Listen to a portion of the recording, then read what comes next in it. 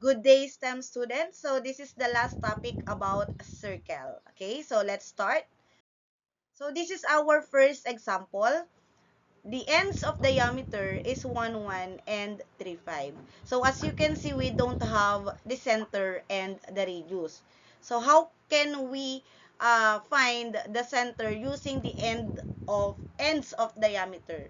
So all we have to do is to use the midpoint formula, or simply just add the two x's and divide it by 2, and then 2y's divide it by 2. But to easily understand this given, let us write again the formula of the midpoint formula. So m is equal to, all you have to do is to add the x sub 1 plus x sub 2 over 2, and the y sub 1 plus y sub 2 over 2. Okay po. In this case, class, all you have to do is to change lang si m to make it the center. Okay? Since they have the same naman. Okay po. Remember, any x here is can be x sub 1 or x sub 2. But we can write it as x sub 1, and this one is the x sub 2. Then this one is y sub 1 and then y sub 2. Okay? So let us add po the x sub 1 and x sub 2. So we have 1 plus 3 squared, over 2. And then 1 plus 5 over 2. Okay po. What is 1 plus 3? That is 4 divided by 2. That is 2. And then our y po is 1 plus 5. 6 divided by 2. That is 3. So we already have the center. Now, after getting the center, we can now find the radius. Okay? So what is the formula in finding the radius? R is equal to x minus h squared plus y minus k squared. Okay? Let us substitute the values of x, y, h, and k. Class, any coordinates po is okay. Okay? Pwede pong ito, pwedeng ito yung gamitin nyo. It's up to you. Pero, it should be one center lang. Okay? One center lang po dapat yung gagamitin natin. Okay? So, let us solve po. So, our x, let us use po the 1, 1. Okay?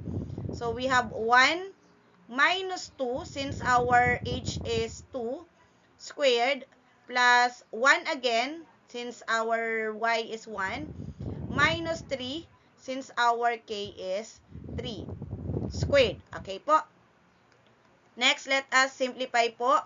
1 minus 2 is negative 1 squared. So, that is 1 plus 1 minus 3, that is negative 2 squared, that is 4. So, therefore, our r is square root of 5. So, we already have the radius and the center. Now, we can determine the standard equation and the general equation. Okay po? Then, we are going to graph. Let us determine the standard equation. Just use this space na lang. Okay? So, our standard equation is x minus 2 squared plus y minus 3 squared equals, what is the square root of the square root of 5? Class, remember, if you're going to get the squared of the square root of any number, just eliminate lang po the radical sign. Okay? So, the squared of the square root of 5 is 5 lang po yun. Okay? So, therefore, this is our standard equation. Okay? Then, proceed na po tayo sa general equation. Let us expand this one. So, we have x squared minus 4x plus 4 plus y squared minus 6y plus 9 equals 5. Okay po. After this, let us arrange this from highest degree to lowest, and then combine like terms, and then get the additive inverse. Okay po?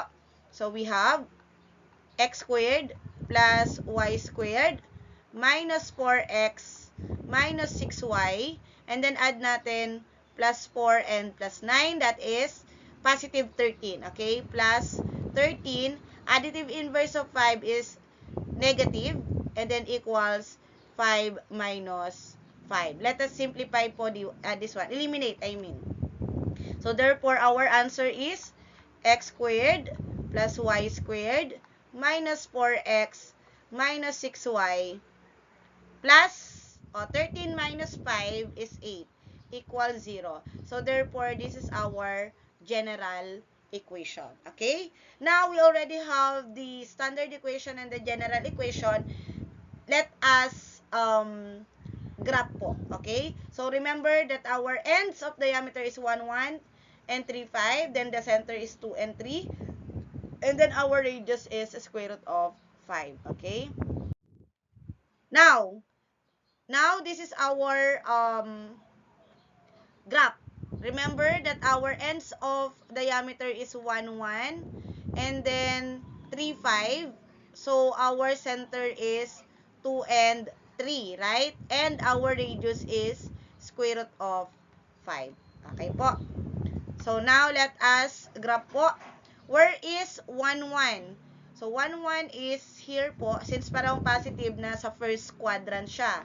Next, 3, 5. Count tayo ng 3 sa x-axis and then 5 papunta sa y-axis. So, therefore, ito po yon. Okay? Ayan yun ha. And then, ito yung 3. Okay? Now, this is our diameter. Okay? Assuming na ang diameter natin is straight line talaga. Okay? Now, let us graph po or plot the center which is 2 and 3. So, count tayo. From the origin yung count natin ha. So, 1, 2, and then up tayo ng 3. 1, 2, and then 3. Yan. So, therefore, our center is correct talaga if we're going to plot po. Okay? Now, after getting the center, we are now going to count the radius. What is our radius? Square root of 5. What is the equivalent of square root of 5? I think that is equal to above 2. So, 2.24 or 20 or 2.15. It's estimated lang po. So, assuming that that is 2.20. Let us see if that is 2.20. You may use calculator or estimate lang po. But, to make sure lang po para maipakita ko sa inyo, if the square root of 5 is 2.24 or 2.20. Okay? So, let us find po the square root of 5. So, that is 2.24 class. 2.24. Okay? Just rounding off to the 2 decimal places. Okay, 2.24. So, from the center, count tayo ng 2.24. So, 1. Okay, so 1, 2, and then 2.24, assuming na naandito siya. Dito. Okay? Next po is, sa baba. 1, 2, so make sure na naandito yung 2.24 natin. And then, 1, 2, and then dito po yung 2.24. And then, 1, 2, and then 2.24. Okay? Let's see po. And this is our perfect circle po. Okay? So, kapag nag-draw kayo ng diameter, ayan, magpapass through siya kay center. So, therefore, our radius and center are correct po. Okay? Next. Okay, example number 2. We have ends of diameter negative 3 and 0 and 1 and 4. Again, same procedure, same process po tayo. Our formula is m is equal to x sub 1 plus x sub 2 divided by 2, and then y sub 1 plus y sub 2 divided by 2. Okay po. So, therefore, our center in this given is Negative 3 plus 1 divided by 2, and then 0 plus 4 divided by 2. So, as you can see, class, meron tayong negative. So, meaning to say, unlike sign, we need to subtract. Okay? So, negative 3 plus 1 is negative 2. Negative 2 divided by 2 is negative 1. Okay? Unlike sign, kapag dinivide, it means negative. Kapag like sign, kapag dinivide, positive. Okay po? Now, 0 plus 4 is 4 divided by 2 is 2. So, this is already our center. Now, what is our radius naman? Okay? Let us find the radius using this center. So, r is equal to, again, the formula is x minus h squared plus y minus k squared. Okay? So, let us simplify po and substitute. Our x, so kahit alin dyan, pwede nyong gamitin. Let's try naman po yung may negative para ma-check natin kung paano mag-solve. So, we have negative 3 plus 1, since that is negative, right? Squared plus, ang y natin ay 0 plus 2 yung ating h. Okay? Squared. Equals negative 3 plus 1 is negative 2. Negative 2 squared, that is positive 4, plus 0 plus 2 is 2 squared, that is 4. So, therefore, our r is equal to square root of 8, or, in simplest form, we can write this one as 2 square root of 2. Ma'am, paano po nangyari na 2 square root of 2 po iyan? Okay, class. Diba? We all know that 8 is the multiples of 2. Yung, we can write that the 8 times 2 times 2 times 2. So, we can write this as 2 cubed. Okay? So, since we're talking about the squared, pwede natin itong ihiwalay ulit. Okay? I-separate yung isang 2 squared. So, we have 2 squared times 2. Ito ay law of exponent ha, at saka yung sa radical equation. Okay po? Kung paano natin na nasa-separate or naalis. Okay? So, pwede natin itong eliminate. So, natira ay, nailabas natin si 2 since na-eliminate natin yung 2 sa kanya. And then, natira sa loob is the 2. That's why we got 2 square root of 2. If you have the knowledge about the radicals in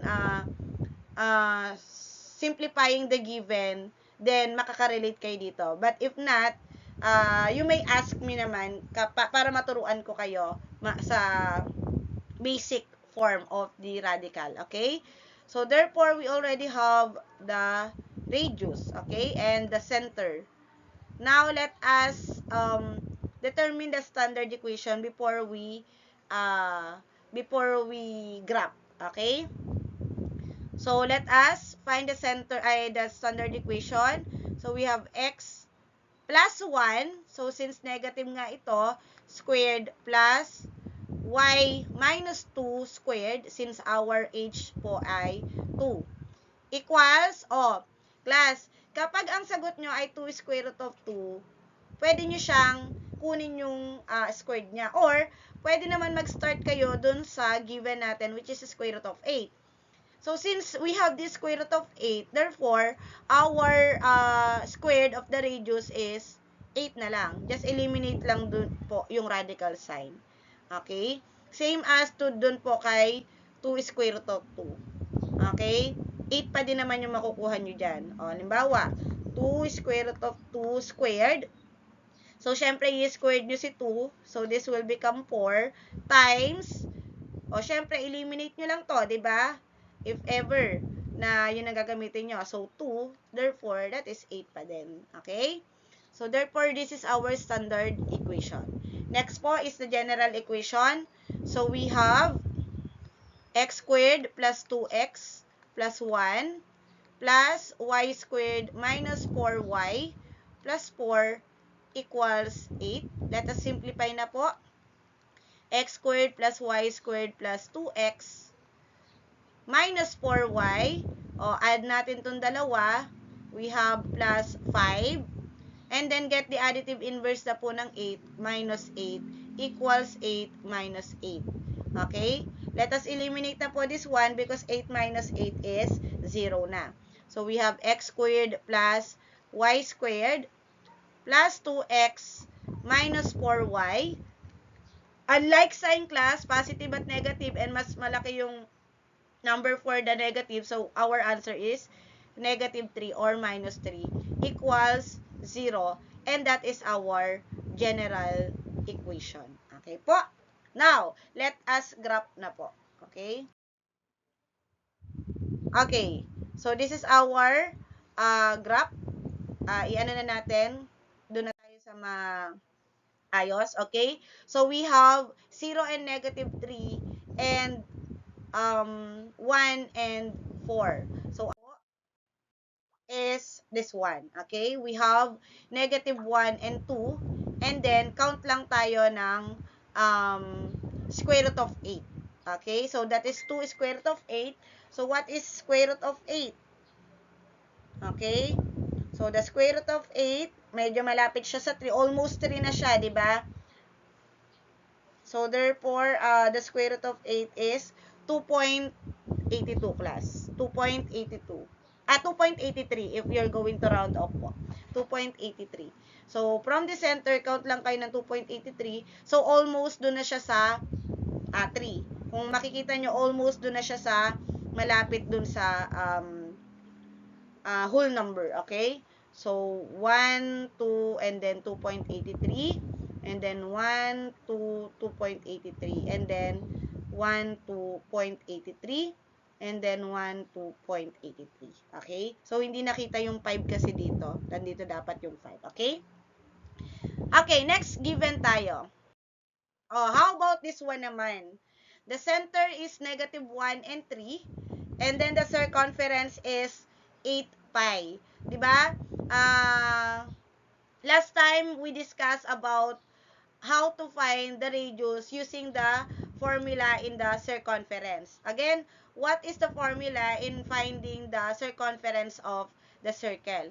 To find the radius. Okay? So, the formula in finding the circumference, we have C is equal to 2 pi r. Okay? So, we have the 2 pi r. Remember that, class, circumference is different from the area. Kapag sinabing circumference, halimbawa, this is our circle, kapag itong circle na to, halimbawa ay, that is tali, di ba?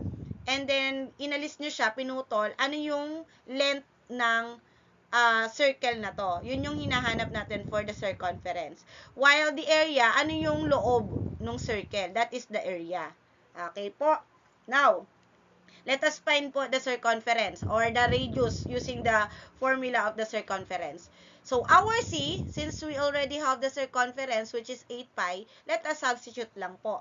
So, we have 8 pi is equal to 2 pi r. So, to eliminate the 2 pi, let us divide both sides by 2 pi. Okay? Laging i-divide both sides ko ano yung katabi ni radius. So, eliminate natin si 2 pi, eliminate din natin si pi, natira po ay si r equals, eto, we're going to divide. 8 divided by 2, kaya naging 4 yung sagot natin. Okay? That's why our radius is 4. Now, we already have the center, we already have the radius, we can now find the standard equation. Okay? So, the standard equation is x plus 1. Bakit plus 1? Because we have the negative. Squared plus y minus 3 since our k is 3. Squared equals, what is the squared of our radius? 16. So, we already have the standard equation. Okay po? Next, after this, let's find the general equation. Determine the general equation. Okay, simplify na lang natin to ha. We have x squared plus 2x plus 1 then plus y squared minus 6y plus 9. So, pag alam niyo na yung process, mabilis niyo na siyang masosolve. Okay? Kapag alam niyo na yung shortcut, mabilis niyo na siyang masosolve. Equals 16. And then, procedure tayo. We have x squared plus y squared plus 2x minus 6y. Add lang natin itong dalawa, positive 1 and positive 9. So, we have plus 10. And then, 16, additive inverse is negative 16 equals 16 minus 16. Eliminate lang natin. So, we have x squared plus y squared plus 2x minus 6y minus 6. Bakit? Kasi mas malaki si 16 kaysa kay 10. So, that is negative and then 0. Therefore, that is our general equation po. Okay? Let us graph po. Our center is negative 1 and then 3. Okay? Our center is negative 1 and 3 while our radius is 4. Okay? So, let us graph. That is our graph po. We have the negative 1 and 3, negative 1, and then 3, 1, 2, 3, and then our radius po is 4. So, 1, 2, 3, 4 sa right, then 1, 2, 3, 4 sa left. And then down, 1, 2, 3, 4. And then, syempre, hindi nyo na makikita yung dun sa taas kasi sobrang taas nyo na. So, 1, 2, 3, and then 4 na dun sa dulo. Okay? So, that is our center, the graph of the given example number 3. Okay? Last given po tayo. Okay. So, the last given is, the center is 0, 0, and the circumference is 2 pi. Okay. Let us use again the formula for the circumference. So, therefore, our C is equal to 2 pi r. So, divide both side by pi, 2 pi lang. So, substitute lang di 2 pi. So, we have 2 pi r. So, napakadali, kayang-kaya nang isolve. Alam na agad yung sagot. So, our r is equal to 1 na agad. Kasi, di ba, pagka same naman, that is 1 lang. Okay? So, the radius is 1, 1. Our center is 0, 0. So, napakadali ng standard equation natin. We have x squared plus y squared lang. Since our center is 0, 0, equals, what is the square root of 1? Siyempre, 1 pa din naman yan. Hindi yan magbabago. Okay? And that is our standard equation. And then, napakadali lang ng general equation natin. We have x squared plus y squared minus 1 equals 0. And that is our general equation. Okay po? Ang bilis ng example number 4 natin. And then, this is our graph. Ganito lang po kadali yung graph natin. Since our center is 0, 0, which is the origin, and count lang tayo ng 1 lagi sa lahat, 1, 1, 1, and 1. And therefore, that is our circle po. Okay? And that's all po, class. This is the end of the discussion about circle. Okay po. So that's all po, class. And thank you very much for listening. Okay? Thank you.